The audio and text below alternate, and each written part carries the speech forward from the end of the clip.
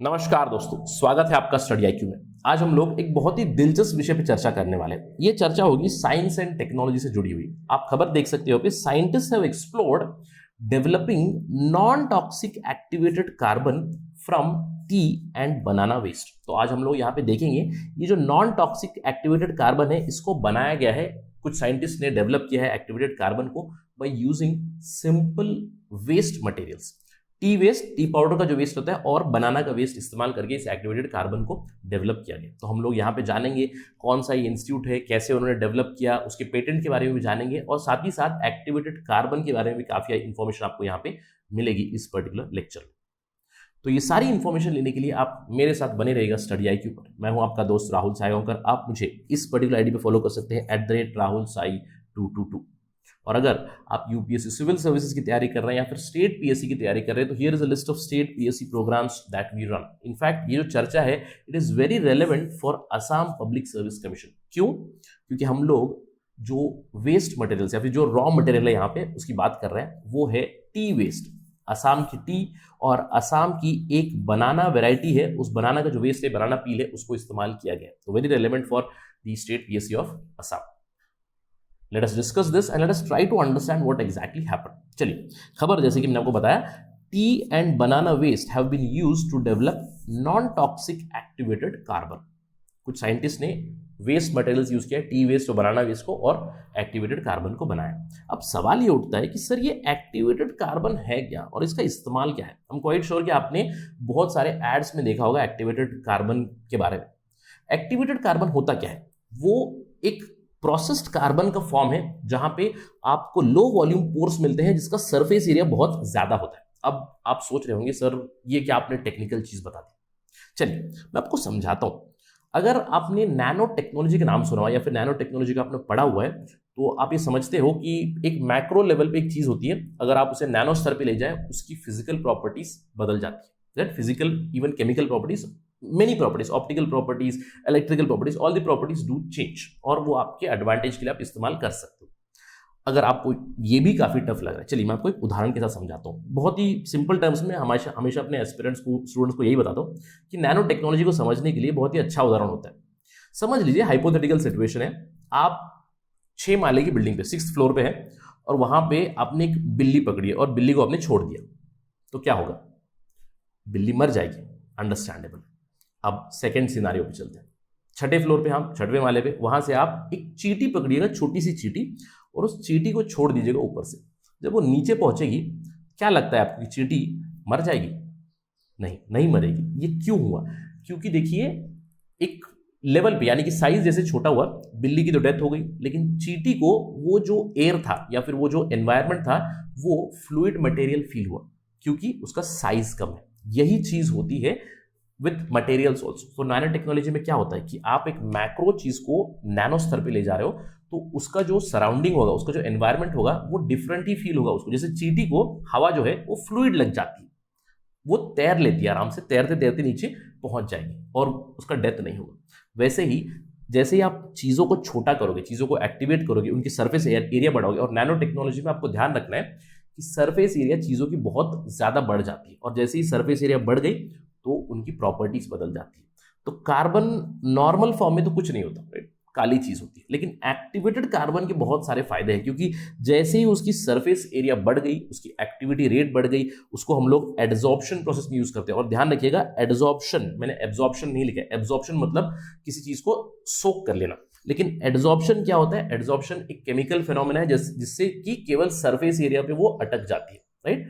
अब अगर कोई केमिस्ट्री के छात्र है तो प्लीज मुझे कमेंट सेक्शन में बताइएगा एडजॉर्प्शन और एब्जॉर्प्शन का अंतर, और ये भी बताइएगा कि कौन सी फोर्सेस इन्वॉल्व होती है इन एब्जॉर्प्शन एंड इन एडजॉर्प्शन कौन सी फोर्सेस इन्वॉल्व होती है। Do research this and let me know in the comment section. तो जैसे ही सरफेस एरिया बढ़ जाती है तो उनकी एडजॉर्प्शन प्रोसेस, केमिकल रिएक्टिविटी, दूसरी प्रॉपर्टीज बदल जाती है। और एक्टिवेटेड कार्बन के साथ भी यही होता है, एक्टिवेटेड कार्बन हो गया या फिर एक्टिवेटेड चारकोल भी हम लोग कहते हैं। Activated charcoal is another variety.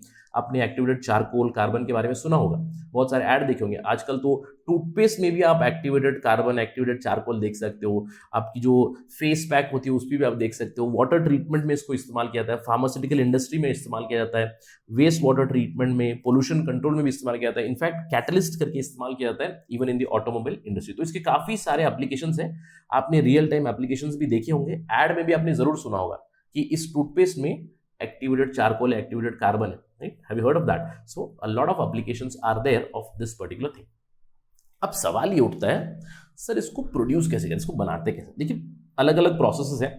Physical activation आप कर सकते हो, केमिकल एक्टिवेशन आप कर सकते हो। फिजिकल आप हाइड्रोचार प्रिपरेशन, थर्मोकेमिकल एक्टिवेशन कर सकते हो। दूसरे दूसरे सबस्ट्रेट आप यूज कर सकते हो। फॉर इंस्टेंस यहाँ पे कार्बन जो प्रीकर्सर है, अगर उसको आप केमिकली एक्टिवेट करोगे तो कोई एक दूसरा केमिकल यूज करोगे। आप यहाँ पे देखिए हाइड्रोक्लोरिक एसिड का इस्तेमाल हो रहा है। बहुत बार कुछ एसिड्स और कुछ बेसिस का इस्तेमाल कर कर कार्बन को एक्टिवेट किया जाता है। So you can do it through physical activation also, chemical activation also, और majoritarianly for industrial purposes chemical activation ही की जाती है। और जब केमिकल एक्टिवेशन होती है तो स्ट्रॉन्ग एसिड्स और स्ट्रॉन्ग बेसिस को इस्तेमाल किया जाता है। Strong acid compound, strong base compounds. अब जो भी रेसिड्यू निकलेगा that is again a pollutant, और जो एक्टिवेटेड कार्बन होगा, एक्टिवेटेड चारकोल होगा, वो भी टॉक्सिक हो सकता है because of this chemical process, right? लेकिन अभी हमारे साइंटिस्ट ने क्या किया है, institute of advance study in science and technology IASST Guwahati Assam के इन साइंटिस्ट ने क्या किया है, इन्होंने बनाना प्लांट एक्सट्रैक्ट यूज किया है टू एक्टिवेट। नॉर्मली एक्टिवेशन के लिए, केमिकल एक्टिवेशन में, जैसे कि मैंने आपको बताया, स्ट्रॉन्ग एसिड, स्ट्रॉन्ग बेसिस को इस्तेमाल किया था। लेकिन यहाँ पे इस बनाना पील में ऑक्सीजनेटेड पोटेशियम कंपाउंड्स है, इसको टेस्ट किया गया, उसके बाद इस बनाना एक्सट्रैक्ट को इस्तेमाल किया गया। क्या प्रोसेस यूज किया उन्होंने, जैसे कि मैंने आपको बताया, यहाँ पे सोर्स है, सोर्स को वॉश किया, सेपरेट किया, एक साइज वाला सोर्स लिया, और एक्टिवेशन स्टेप यहाँ पे बनाना एक्सट्रैक्ट यूज किया for 48 hours, then carbonization and you get activated carbon. इस तरह का उन्होंने प्रोसेस फॉलो किया। ये उनका, इनके पेटेंट की डिटेल्स है। अब सवाल ये उठता है कि इन्होंने क्या इस्तेमाल किया। देखिए, सोर्स के तौर पे क्या इस्तेमाल किया, what was the carbon source. आप सब लोग चाय पीते हैं, चाय पीने के बाद जो चाय की पत्ती बच जाती है उसको क्या करते हो, इन्होंने इस चीज को सोर्स बनाया।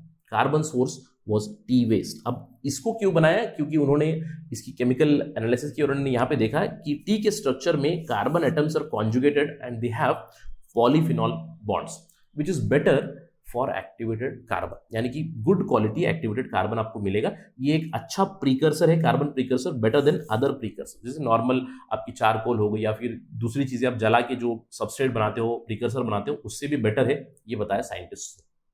इसके अलावा जो एक्टिवेटिंग एजेंट यूज किया वो काफी स्पेशल है। वहां पे उन्होंने बनाना एक्सट्रैक्ट इस्तेमाल किया एज एन एक्टिवेटिंग एजेंट। अब इस बनाना एक्सट्रैक्ट को कहते हैं खार।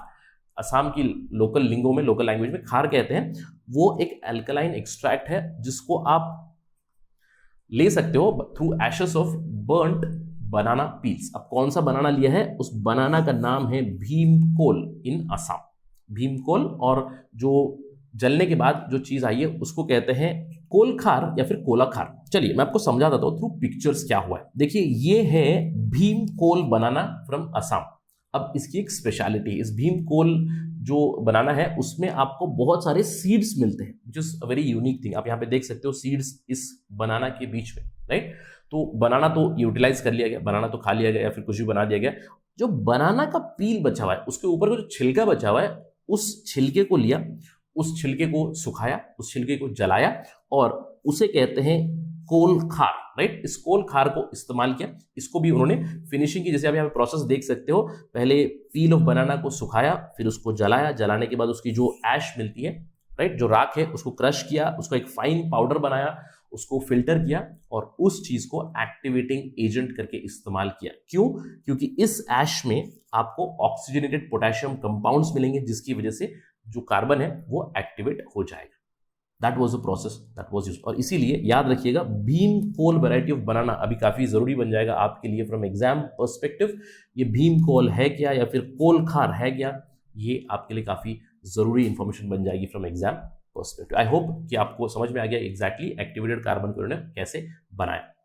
अब सवाल ये उठता है कि इसके एडवांटेजेस क्या है। देखिए, institute of advance study in science and technology Guwahati ने कहा है सबसे बड़ा एडवांटेज क्या है कि हम लोग वेस्ट मटेरियल से बना रहे हैं। ये जो वेस्ट मटेरियल है ये हमारे इंग्रेडिएंट्स है। इससे क्या होगा, एक तो कॉस्ट इफेक्टिव बनेगा, पूरा एक्टिवेटेड कार्बन ही है जो काफी चीप स्तर में बनेगा। इसके अलावा नॉन टॉक्सिक बनेगा। क्यों नॉन टॉक्सिक बनेगा?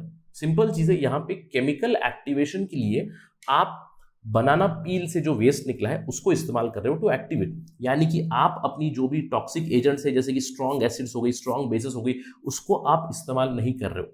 In fact it is green, I would say activated carbon, right?